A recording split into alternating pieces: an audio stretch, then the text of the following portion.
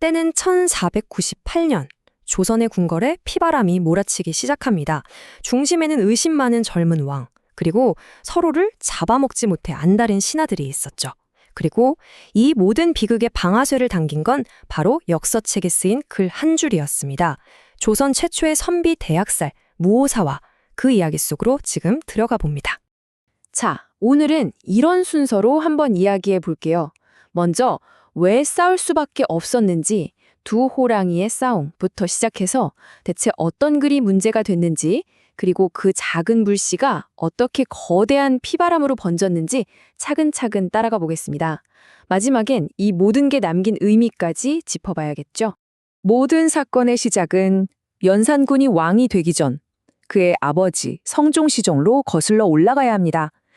당시 조정은 이미 위태로운 살얼음판 위를 걷고 있었거든요. 이건 연산군이 아버지에게 물려받은 아주 위험한 유산이었습니다. 여러분, 당시 조선의 조정을 한번 상상해 보세요. 물과 기름처럼 절대 섞일 수 없는 두 세력이 팽팽하게 맞서고 있었습니다. 한쪽은 훈구파, 말 그대로 구세력이죠.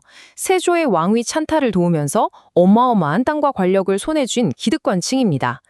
다른 한쪽은 살인파, 지방에서 성리학이라는 이상을 품고 올라온 패기 넘치는 신진 세력이었죠. 성종은 이 훈구파가 너무 힘이 세지니까 견제하려고 일부러 살인을 등용했던 겁니다. 그리고 이 살인파는 주로 삼사라는 곳에 자리를 잡았는데요. 여기가 뭐 하는 곳이냐면 지금으로 치면 언론, 또 감사원 같은 곳이에요. 왕에게 직언하고 고위 관료들의 비리를 파헤치는 거죠. 그러니 훈구파 입장에선 살인이 얼마나 눈엣 가시였겠어요. 선왕이었던 성종 본인도 이 상황이 얼마나 아슬아슬했는지 알았던 거죠. 죽기 직전에 이건 뭐 호랑이 두 마리가 싸우는 꼴이다 라고 한탄할 정도였으니까요.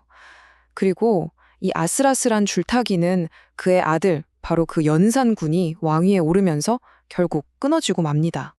자, 그럼 이 거대한 갈등에 불을 붙인 건 도대체 뭐였을까요? 여기서 아주 중요한 개념이 등장합니다. 바로 역사를 기록하는 펜에 대한 이야기예요. 이 펜이 때로는 칼보다 무서울 수 있다는 걸 보여주는 사건이었죠. 조선시대에는 사관이라는 특별한 관리가 있었습니다. 이 사람들은 왕의 일거수일투족을 따라다니면서 모든 걸 기록했는데요. 그 기록이 바로 사초입니다. 정말 중요한 건 이 사초는 현직 왕은 절대로 볼 수 없다는 원칙이었어요. 훗날 역사를 올바르게 평가하기 위해서였죠. 그러니까 사관은 그 어떤 권력의 눈치도 보지 않고 진실만을 기록해야 하는 정말 막중한 임무를 띈 사람들이었던 겁니다. 바로 이 사건의 중심에 조회제문이라는 글이 있었습니다.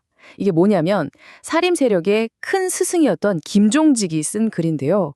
겉으로 보기엔 아주 오래전 중국의 한 황제가 억울하게 죽인 걸 슬퍼하는 내용이에요.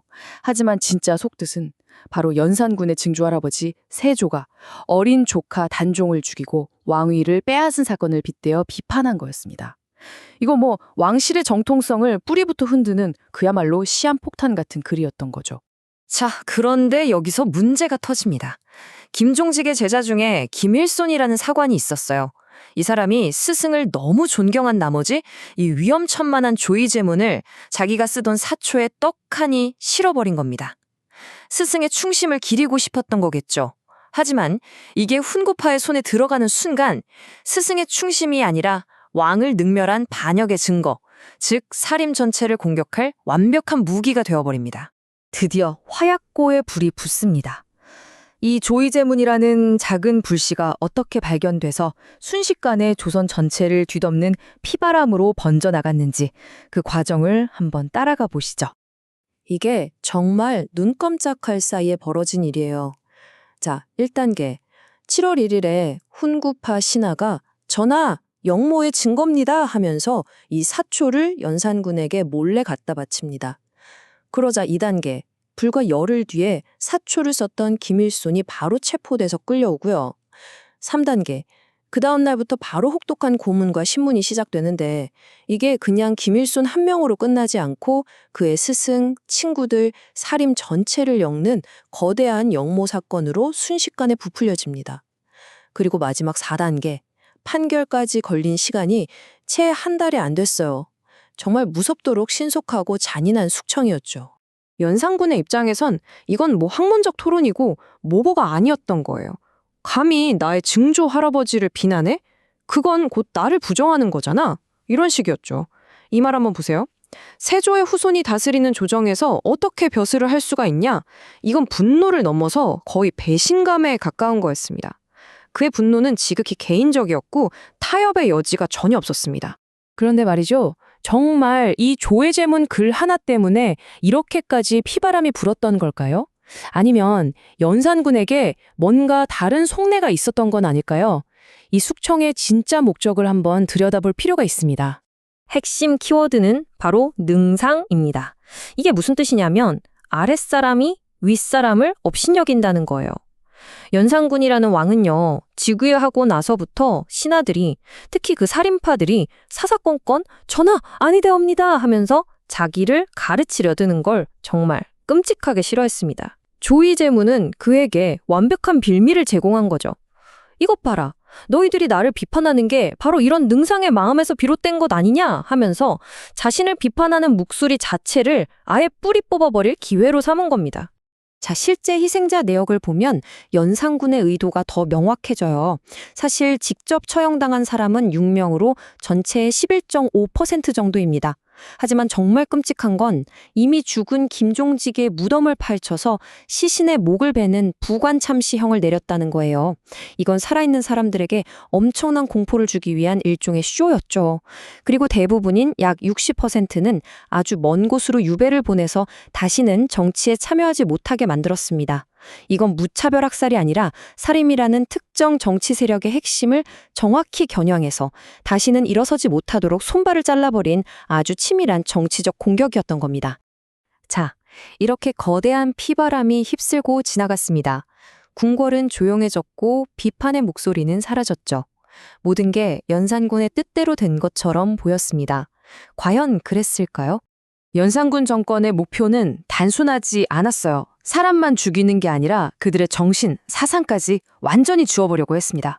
보세요. 죽은 사람의 시신을 훼손하고 그가 평생 쓴 모든 책들을 궁궐 한복판에 쌓아놓고 불태워버렸습니다.